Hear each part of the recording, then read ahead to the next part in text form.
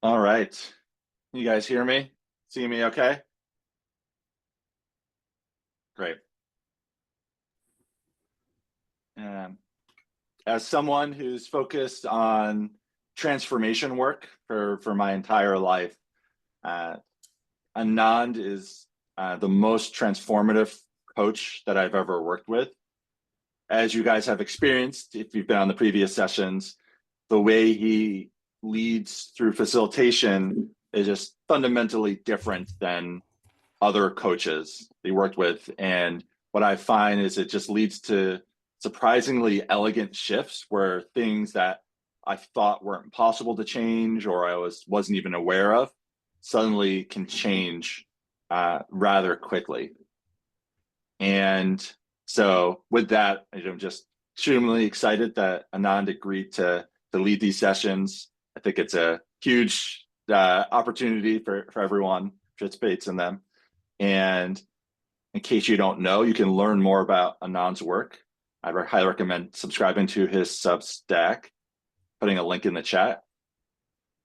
And you could also learn more about his coaching on his website, developmentalmastery.com. And Marcin says Anand is leading embodied coaching. As someone coming from a very intellectual way of seeing things without realizing it, working with Anand has really helped me appreciate the intuitive parts of myself and the intelligence there and how to tap into that intelligence, even if I don't fully understand it on a rational level. With that said, I think covered everything I want to cover there. And I'll hand it over to you, Anand. Hello, welcome everyone. Can you hear me okay? Loud and Yes. clear? All right, good. All right, I should say welcome back because I recognize most of your faces. Anyone who's new, welcome. So we've done a couple of sessions now. First one was on those themes. The first one was going meta. And last time was these are vague themes. So the last time going back was playing with patterns, right? So we're talking about how do we use AI and this kind of technology in order to evolve ourselves. Michael's written a fair amount about how most people are thinking about AI as using them as tools in terms of replacing something we might do. And this is a little bit of a different angle, this session, this class, which is that what is the effect of how we use AI on ourselves? And what are some creative ways we can use AI differently? And we got some feedback about specific applications. So I'm going to do a couple of specific applications today. Specifically, a method that's normally used in various forms of therapy. How many people have kind of the idea of journaling? And then how many people read back their journals when they write what they've written? And then if it's a few years, you go, blimey, who wrote that? Right. And even if it's yesterday, right? So this idea that even something that we output into the world, when we take it back in, it comes back in a different way, right? That things are not fixed in meaning in and of themselves. So today we're going to be looking at predictions and how much our neurology is there not to make an accurate representation of the world, but to predict how we can survive. That's pretty much what it comes down to. Okay, does that make sense to everyone? Yeah, because as we start to notice, I want to build an ego patterns analyzer assistant. Very good, right? Actually, and this is a good thing you can do is just take some of your writing, put it into ChatGPT or Grok or Gemini or Claude, whichever one you choose, or others, and get it to show you where are you. It's the classic ye olde therapy question. What are you not thinking about? Right, which is of course everything other than what you're just thinking. Right? And it's what it is a next step function. Apologies to any people that's accent emulated. I saw a thing yesterday on the day before, and it was these people who wake up one day and the next day they have a completely different accent, right? And you can think about what might be the cause of those things, and they go and they talk to a speech therapist, and he kind of explains what's going on there. All right, so let us dump straight into an experiment, so you can see what's happening with your mind, with your consciousness. Right, so let's just pack that up.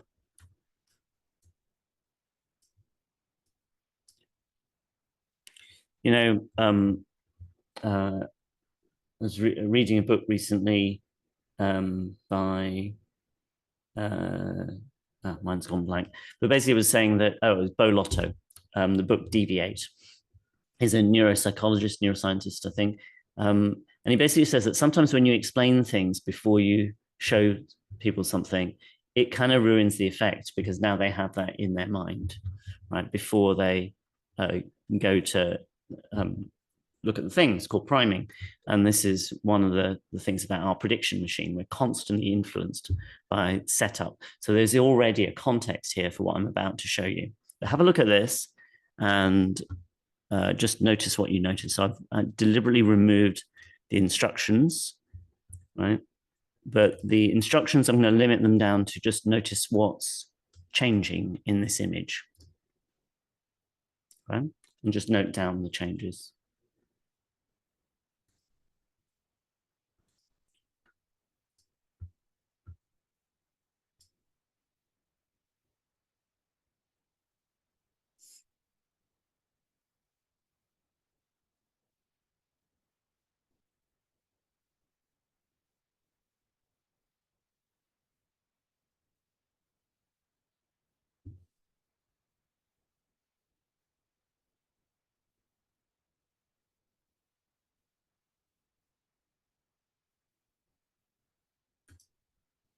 Okay, so put in the chat or unmute.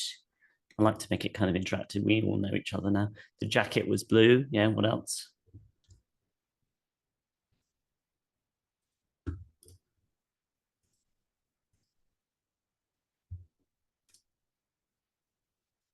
Shading the two panels on the top right. The tree got lights.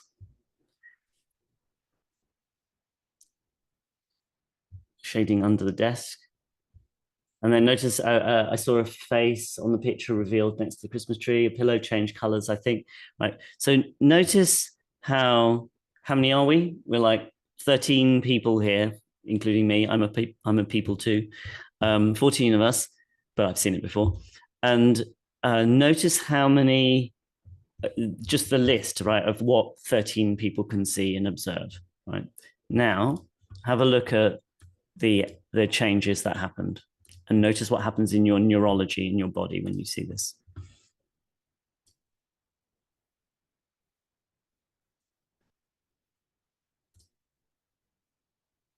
That's how it started, and that's how it ended. Right. What do you think? I'll show you again. It's kind of hard to believe, right? Sure. So that's what it was at the beginning. That's what it was at the end. Those are all the changes that happened. If you don't believe me, hang on. That's what it was at the beginning.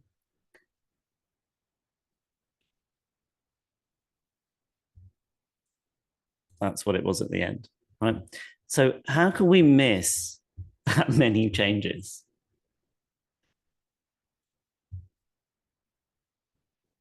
Right, let's get some reflections, thoughts, comments. What does that do to you when you've just observed something? Did everyone have the experience of, yeah, John, did everyone have the experience of like not much changed? Yeah, John. Give me 1 second. Let me unmute. Normally it has person right. Okay, there we go. Okay, John, I think you should be press the unmute button.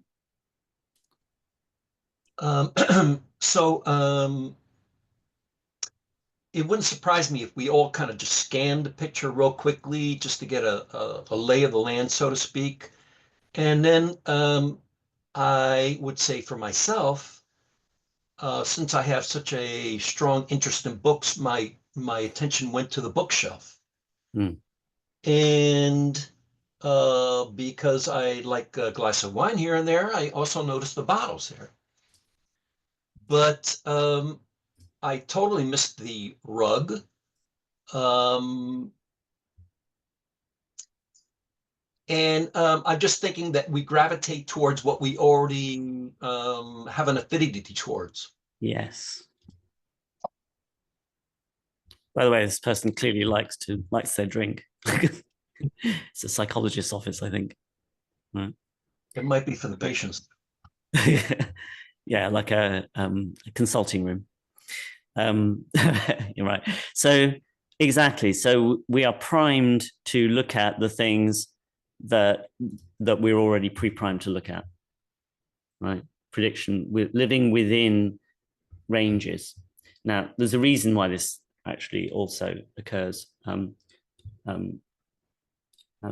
No signposts. Now, this is important because you think about it, life doesn't come with signposts saying, this is what's going to change. Have a look, pay attention. This is the bit that's changing, right?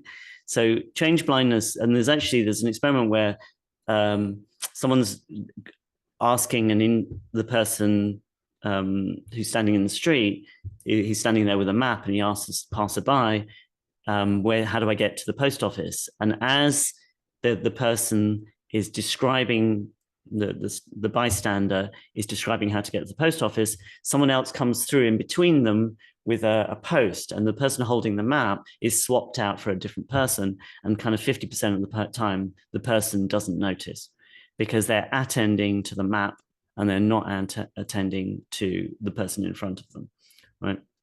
Now, what this means is that we are taking massive shortcuts in terms of our experience of reality, right? I was listening to an interview with Neil deGrasse Tyson, and he said that for whatever reason, his brain really doesn't like discontinuity. So if it's in a movie, there's something called discontinuity errors, where when they take multiple takes and they'll take one shot and, the bag will be on this shoulder, and then they'll cut to the other person and they'll cut back and it'll be on the other shoulder. And something in him will jar, whereas most people would just completely miss that, completely ignore it. So it's kind of amazing what can change. Let me just play it to you again so you can see that what's happening is there's a good neuroscience reason for this happening. I learned from a leading behavioral profiling expert that our brains have inbuilt authority pattern seeking mechanism where we are in an unknown situation, grab attention and follow up. So there's a whole bunch of biases that occur that basically tell us don't pay attention here, or what to pay attention to. So what you can see, if you let's say pick this ball, then the reason we don't spot it is because it doesn't suddenly change, right? It gradually disappears. You can see that disappearing. You can see up here, this is gradually changing, right? So if it changes slow enough, it doesn't trigger our peripheral vision, right? The sides of the rest of our retina is designed to pick up motion and difference. So it doesn't trigger that. So I'm just going to check something. I think it's right. Size of fovea is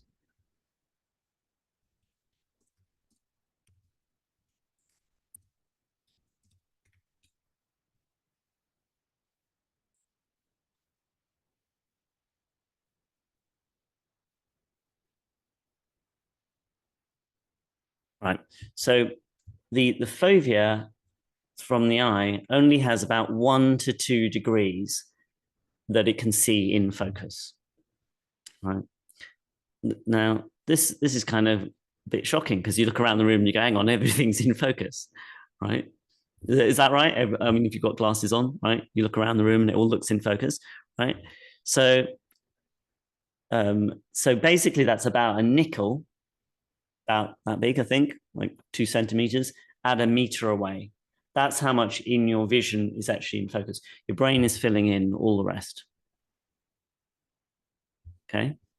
And if nothing moves in that other area, the brain just predicts that nothing changed. right? If something triggers your peripheral vision and that something suddenly changed. Now, what implications does it have for us as a self, right? How many people think, yeah, I'm the same person. I've been the same person for like since last week and the week before and 2 weeks ago and 5 weeks ago, right? What does that do in you? Can you feel a little bit, can you allow yourself to feel a little bit of ambiguity, right? Of feeling a bit insecure, hopefully, about your perceptions, right? So we need to make these predictions in order to function, right? I heard an Anthony Jeselnik joke. His jokes are not normally very politically correct, but this one's reasonably okay. Which is, I'd say magicians, comedians, neuroscientists, to some degree, M. Night Shyamalan with his plot twists at the end of his films, right? Rely on the fact that the brain is sent in a certain direction and then it goes somewhere else, right? So if we're talking about using some kind of external ritual to augment or awaken ourselves, then we want to disrupt these patterns in elegant ways or reveal them, actually, see through them, see that actually, I mean, what does this mean in terms of limitations, right? So one of my clients, he wanted to make more money, have clients and run a high ticket program, you know, a coaching program. And he goes, it honestly, it was like an absolute miracle. It's like 1 minute they weren't showing up for ages. And then I wrote a couple of LinkedIn posts and they all turned up, right? Now, this is not magic, right? He did something different in those, well, there probably is magic as well, right? But he did something different in those LinkedIn posts. But in his brain, he'd written LinkedIn posts before. So it'd be really interesting to go back and go, well, what did he do differently, right? Eben Pagan wrote a book called Opportunity. And the premise is that there's opportunity everywhere, right? If we have a lens to look for it. Make sense? Yeah. So the joke is from Anton Jeselnik, and he goes, when I was growing up, I had sibling rivalry with my little brother. It got out of hand, to be honest. One day, my little brother went into the backyard, took my dog's collar off, and let it run away from home. So I poisoned his fish. I think I won that one because the next day I went out and I found my dog. I put his collar back on and brought him back home. But my brother, he died from the salmon. Okay. Now, a couple of chuckles. Thanks, Stephen. Right. Now, go back over. Yes, it's a joke, right? Go back over the joke and what did your brain do? Just let's run through what happened implicitly, automatically.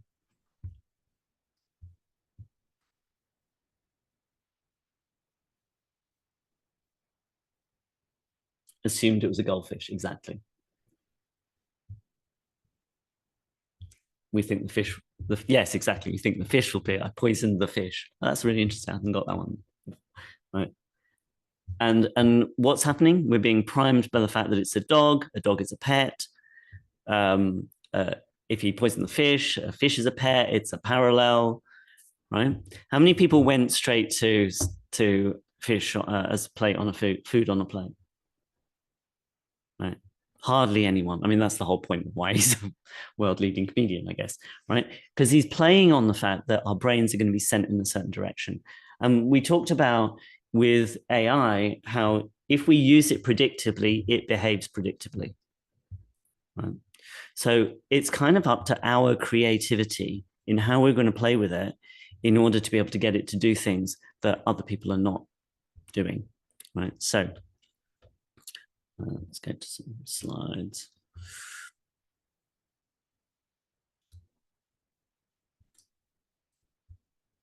How many people are familiar with the idea of any thoughts, reflections, comments?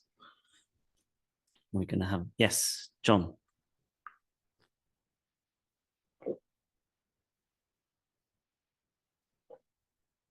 Michael, if you unmute, John. Yep, I just did. So It's a slight distinction. Is there any difference between predictions and assumptions? Does it matter? It's a good question. Okay, so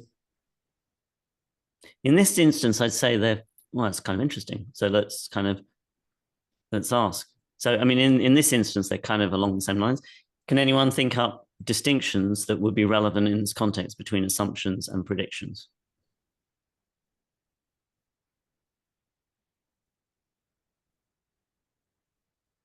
Think about what our brain does, right? We prompt ourselves and go, let me ask myself the question, what is the difference, right? And then in the back, whatever, all of the neurons and all of the values all change and go through the neural net, and out pops the answer. Oh, I think predictions are a subset of assumptions that have to do with time, right?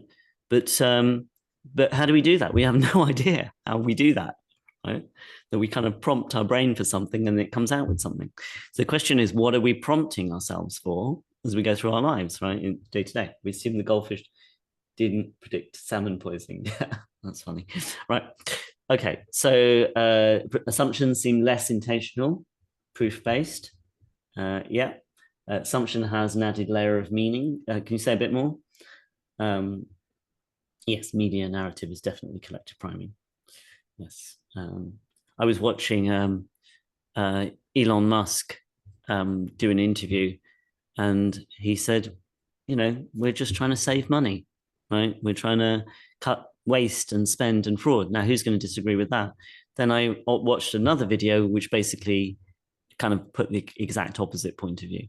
And I do think the value of being able to take opposite perspectives, especially in this kind of polarized world that we live in, not just America, but the world, is incredibly valuable, because then we don't get stuck in predictions, because predictions delete information from the world, right? So the minute we adamantly stick to some one lens, right, we are deleting information from the world. This is what it does, right? And that doesn't mean you can't hold strong opinions. The question is, can you contemplate the opposite perspective?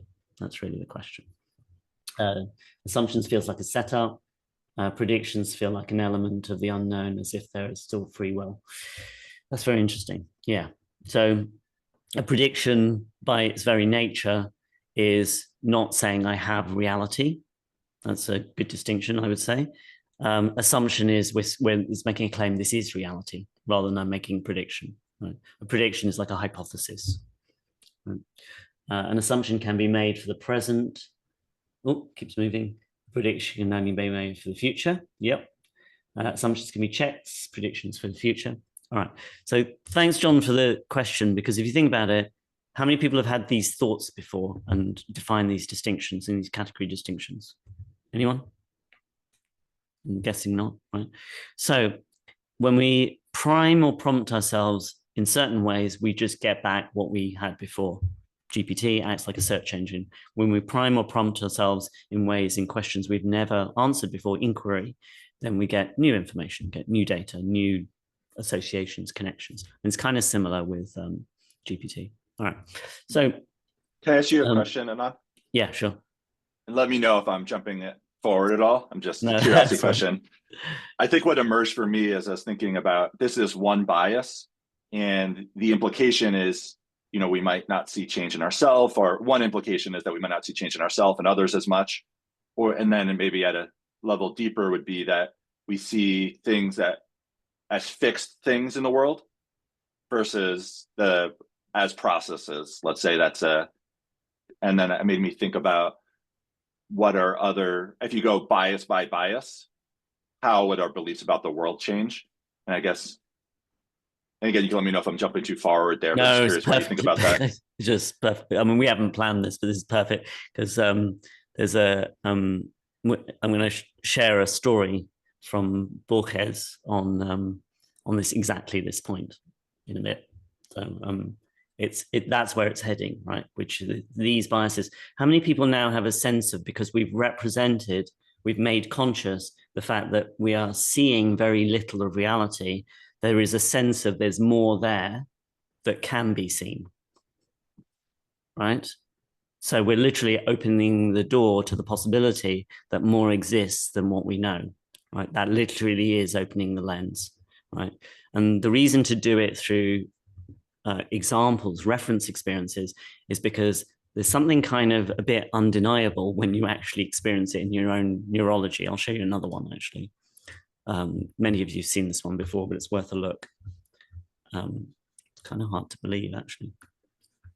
All right, so, oops, hello. Where'd it go? Yeah.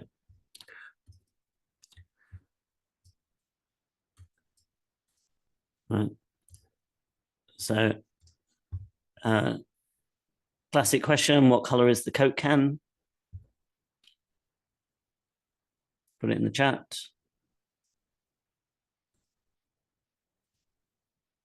Let's see if someone knows it. Red, red, of course, everyone can see it's red, right?